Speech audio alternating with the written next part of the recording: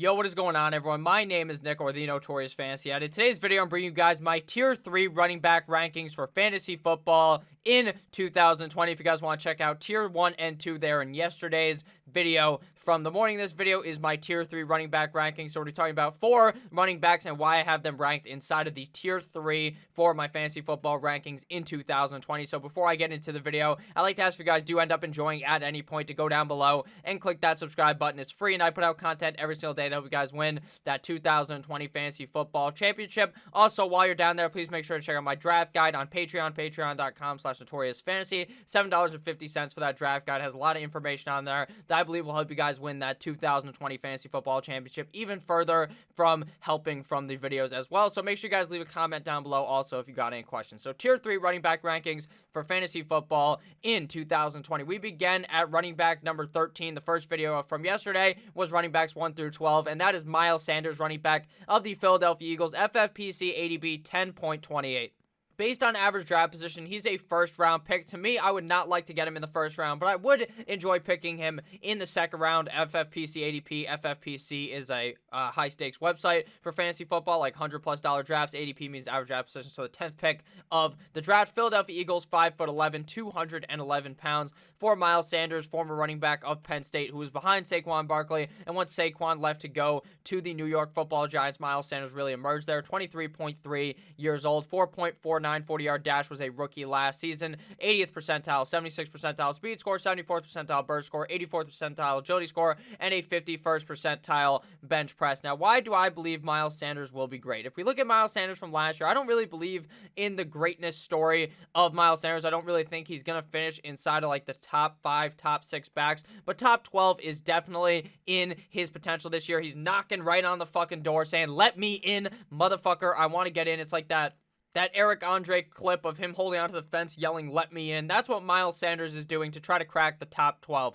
Now, I would not be against anyone picking him in the first round. I personally would prefer to pick him in the second round, but in a lot of leagues, he is not going to be able to fall that far based upon the hype of Miles Sanders. And the hype could become reality in 2020. Running back 15 in 2019, playing in all 16 games, 13.5 PPR points per game, ranking 21st at the running back position. Now, the beginning of the year was quite the wash for Miles Sanders, considering he was stuck behind a bunch of guys, Jordan Howard, J.J. It took until the whole squad was fucking injured for Miles Sanders to get out there and get the playing time that the guy deserved last season, and he really burst onto the scene the last couple of weeks of the season when he was given the opportunity to be the workhorse running back of the team. 179 carries, 11.2 per game, ranking 22nd at the running back position. 818 rush yards, 51.1 per game, ranking 20th at running back. 63 targets, 50 receptions, both inside of the top 15 at running back. 13 in targets and 12th in receptions. So this guy is clearly a guy that can get it done both on the ground as well as through the air in the pass catching game.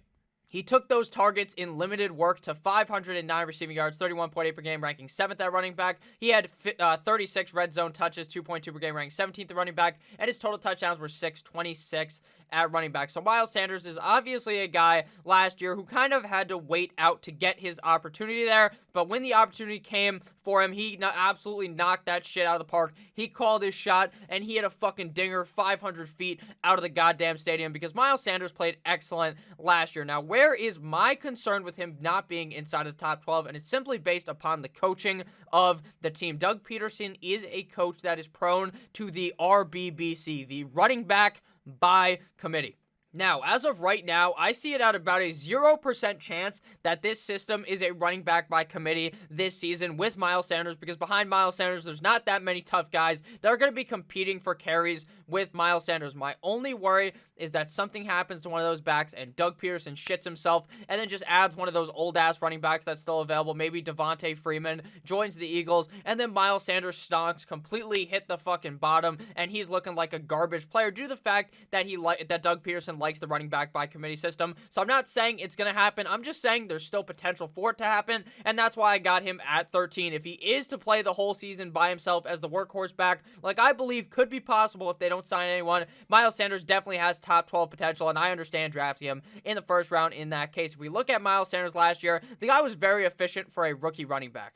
His true yards per carry were 4.2, and his actual yards per carry in the NFL, what they measure as yards per carry, was 4.6. True yards per carry takes away those like extreme breakaway runs of runs 10 plus yards. So obviously it's going to lower your yards per carry. Number 26th at the running back position is yards per touch, 5.8. 7th at the running back position, breakaway runs 6th. 27th at the running back position, his evaded tackles are 75. 13th at running back, and his juke rate is 32.8%, ranking 5th at running back. So Miles Sanders is clearly one of those shifty motherfuckers in the NFL. I think that Sanders should definitely have a solid season in 2020. I am just not too sure I want him to be my running back 1, and that's why I've got him ranked as a running back 2, Miles Sanders out of the Philadelphia Eagles. Now to move on to running back number 14, the second running back of the video, and that is Mr. Aaron Jones, running back of the Green Bay Packers. FFPC ADP 18.17, which is an extreme discount for a guy who finished as a top 5 running back last year, running back number 2. Aaron Jones of the Green Bay Packers, 5'9", 208 pounds, 25.7 years old out of UTEP, 4.56 40-yard dash, 60th percentile, 46th percentile speed score, 86th percentile burst score, 89th percentile agility score, and a 20th percentile bench press. The Packers under Matt LaFleur are not your fucking old Packers that you're used to under Mike McCarthy. Mike McCarthy was one of those coaches who really wanted Aaron Rodgers to fucking air the ball out, throw the ball a million times a game. No, Mr. Matt LaFleur likes to run the rock down his opponent's throat, and that was very evident last season with how much we saw Aaron Jones get usage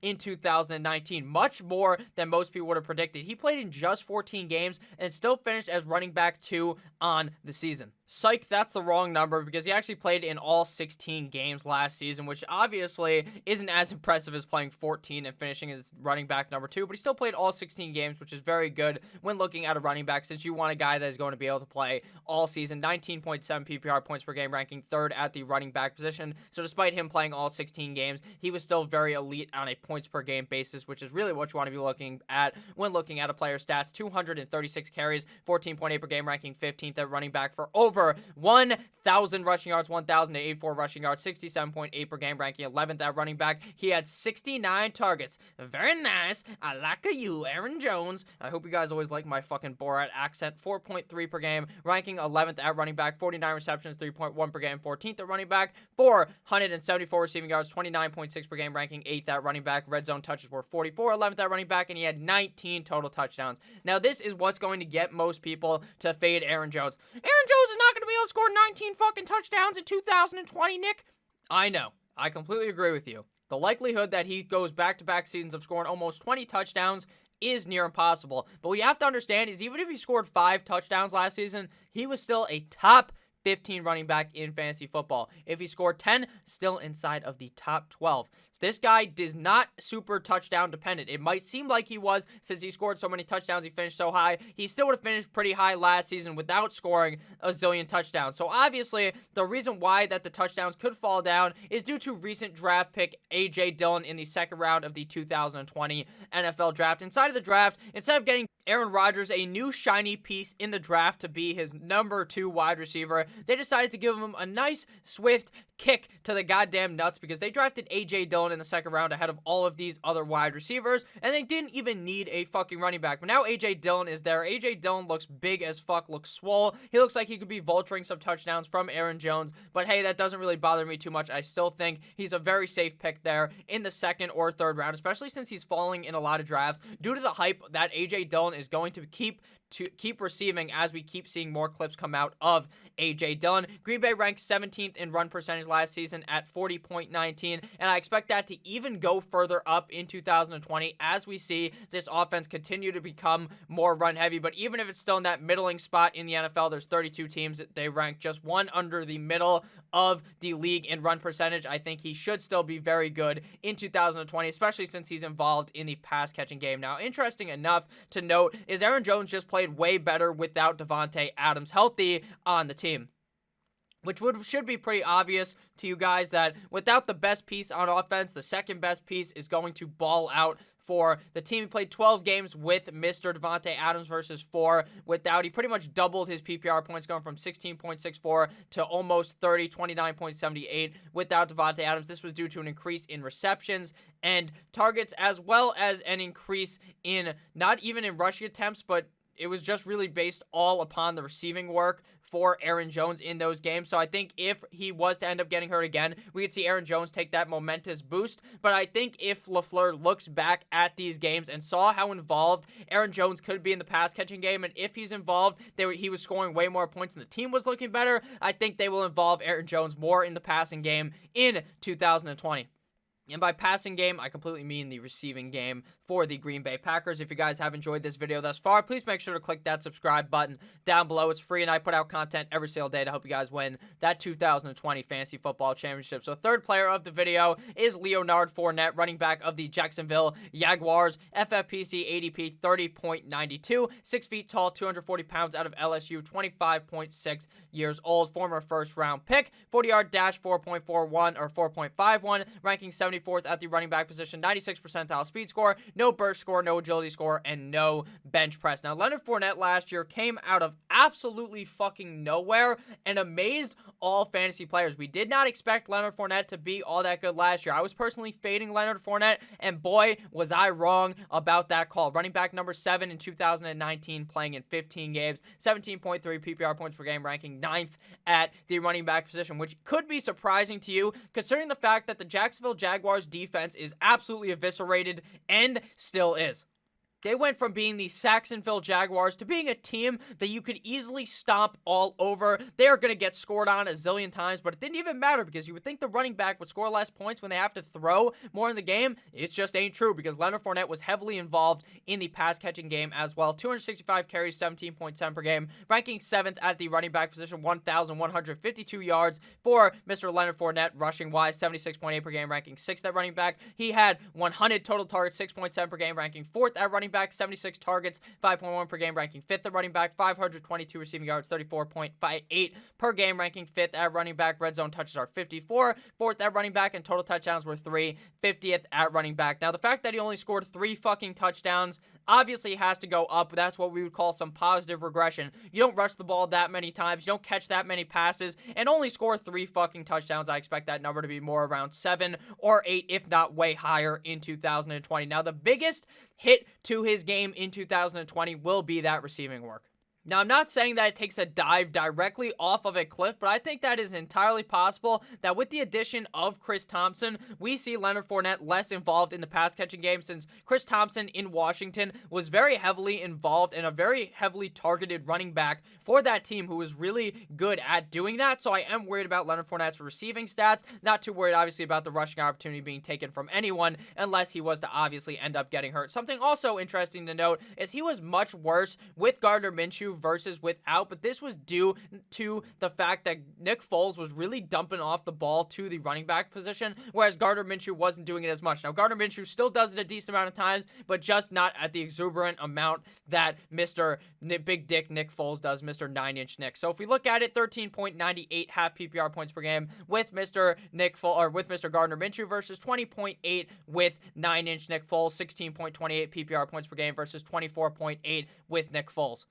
The rushing stats were almost the exact same. It was just have to do with the targets. 6.23 with Minshew versus 9.5 per game with Mr. Nick Foles. 4.62 receptions versus 8 with Nick Foles. So that boost in the receiving work is obviously going to boost Leonard Fournette's points very high. Obviously in a half PPR or PPR league, but I wouldn't worry too much about the receiving game this year since I think that it is going to end up going down. Now, I don't think he goes from 100 targets to getting like 20 or something like Derrick Henry, but I wouldn't be surprised if it was around that 50 or 60 mark in 2020. I do think that this Jacksonville Jaguars offense is still going to be very good in 2020. It's just because the defense is going to be letting them down that they're going to have to be throwing a lot in these games, and we just got to hope and pray to the fantasy gods that Leonard Fournette is still pretty involved even with Chris Thompson, which would mean Leonard Fournette really again could finish inside of the top 10. Now, final running back of the video is running back Le'Veon Bell of the New York Football Jets. Look how happy he looks to be in this video. 35.61 FFPC ADP. 6'1", 230 pounds for Mr. Le'Veon Bell out of Michigan State. Go green. 28.5 years old. 4.60 40-yard dash, 46th percentile or 47th percentile, 72nd percentile speed score, 21st percentile burst score, 92nd percentile agility score, and an 80th percentile bench press. Now he's going to have to be having a 100th percentile put the team on my back score for the New York Football Jets because he is the only hope for this goddamn roster. He is the sole best player on this team. Now Le'Veon Bell is hated by the fantasy community because last year he did you dirty. He fucked you good. He didn't even do that nice move where, you put the licking and you stick it in there and then you go to town. He didn't even do that for you. He just did it straight up raw and did you dirty because you drafted him in the first round. Now he's going like the third or fourth round at a extreme discount, obviously, for what Le'Veon Bell used to be. If you drafted him in 2018, you also probably hate the guy because he decided to chill in Cabo. He went from being in Cabo, having a nice time on his jet ski, to getting less money in New York and crashing a jet straight into the ground because this organization is an absolute fucking dumpster fire under a garbage coach. But I think Le'Veon Bell is going to be able to overcome that in 2020 because you just can't play worse than he did last season. And even with him playing so bad, he still finished as a top 16 running back, now ranked as running back 16 again in 2020. For me, running back 16 last year, like I said, in 15 games, 14.2 PPR points per game, ranking 18th at the running back position. He had 246 carries, 16.4 per game, ranking 11th at running back, and only turned that into 789 rushing yards, 52.6 per game, ranking 23rd at running back. Shout out to Michael Jordan. 78 targets, 5.2 per game, ranking 7th at running back. 66 receptions, ranking 7th at running back. 461 receiving yards, ranking 9th at running back. So Le'Veon Bell's bread and butter is in that pass catching game as well. He's one of those running backs that can do both. Get you a guy who could do both, get the rushes, as well as get those receiving yards to boost you up in half PPR and PPR formats. Just like with Fournette, Le'Veon Bell really struggled in the touchdown department, as did the whole Jets offense in 2020. Total touchdowns were 4, 42nd at running back, and his total red zone touches were 27, 27th at running back. So not too hot for Le'Veon Bell, but I think if Sam Darnold is not busy seeing some girls and doing some unspeakable things, not actually even unspeakable things, he was doing some dirty things, to get that mono. He was seeing ghosts out there, but I think in 2020, Darnold will look better, as will Le'Veon Bell, because you just can't look worse than this. His efficiency last season looked like you could have taken the name Le'Veon Bell off and wrote some garbage-ass running back, and you probably would have believed that that was his stats because of how bad Le'Veon Bell looked. 3.2 true yards per carry, 62nd at running back. There are 32 starting running backs. He is 30 worse than all of the other starting running backs in the NFL at true yards per carry. He was looking atrocious. 4.0 yards per touch, number 51 at running back. One breakaway run, 0.01 per game, 63rd at running back. 66 evaded tackles, though, pretty good. 17th at running back and a 21.2% juke rate. 37th at running back. All I'm saying is it can't be much worse than what we just saw last season. And he finished as running back 16, even being ineffective last season. Just think, if he goes from like 3.2 true yards per carry to 3.8 or 4, this guy has top 10 potential, especially with the receiving upside that Le'Veon Bell has. And with Sam Darnold not being the most accurate quarterback, or not being that well of like a quarterback who's developed yet, Le'Veon Bell is a nice safety blanket, a nice cozy place to throw the ball to. So hopefully Le'Veon Bell is involved in 2020 and is really able to put up those big numbers that I expect out of Le'Veon Bell in 2020. I really like him in the third round and could see him finishing much higher than running back 16. So hopefully you guys enjoyed my tier 3 of running back rankings. If you guys got any questions, make sure to leave them down below, and I'd love to talk down below in the comments with any of you guys. I really appreciate the support we've been seeing. We're almost at 5,000 fucking subscribers. I'd really appreciate if we could hit that today, but if we hit it tomorrow, that's a-okay as well. I love each and every single one of you motherfuckers. Check out one of the videos that's on your screen. Check out the Patreon, $7.50. Patreon.com/NotoriousFantasy. Hit that subscribe button. I love you all, and I'll see you guys later with the second video of the day. Goodbye!